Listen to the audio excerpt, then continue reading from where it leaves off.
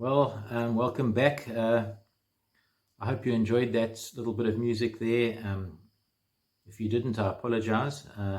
But for me, it's just amazing music. You know, it gives me a sense of yearning, a sense of longing, a sense of searching, and all of that without a single word being spoken. Now, music's a very powerful thing. It's been called, and I can't remember by who, it's been called the language of the soul. And it's been a very big part of every culture throughout history. And despite the fact that it doesn't really serve any practical purpose, it's one of the things that marks us out as humans. But what is it for? Well, some things just can't be put into words. A couple of fun scientific facts about music.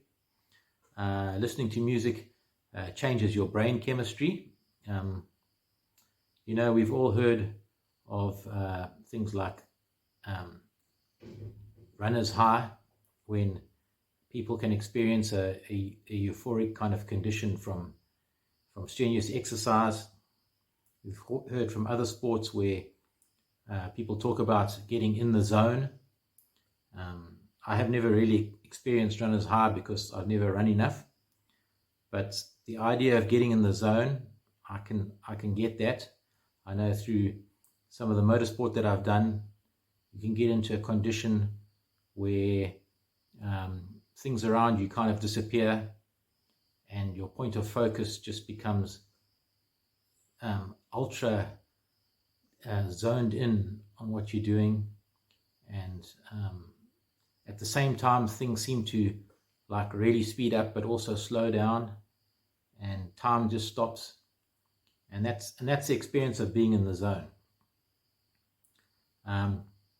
Scientists used to think that the runner's high came from the kind of chemicals released, the endorphins from your body's response to stress. So basically, your body thinks there was pain and it released painkillers. But more recently, there have been studies which have shown there's a whole class of chemicals that exist in the brain. They call them cannabinoids, named after cannabis.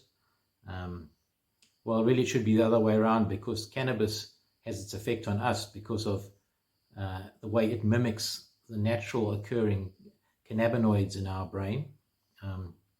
And in studies that they've done where they tested groups of people doing different activities, they found that people singing had the same kind of response in terms of the release of these chemicals as sportsmen that are in the zone and runners that are exercising strenuously. So it changes your brain chemistry. And the second thing it does is it can improve your mental performance.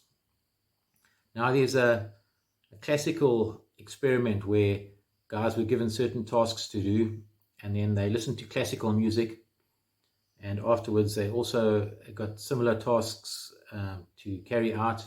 When they compared the before and after results, it turned out they did much better mentally after listening to classical music.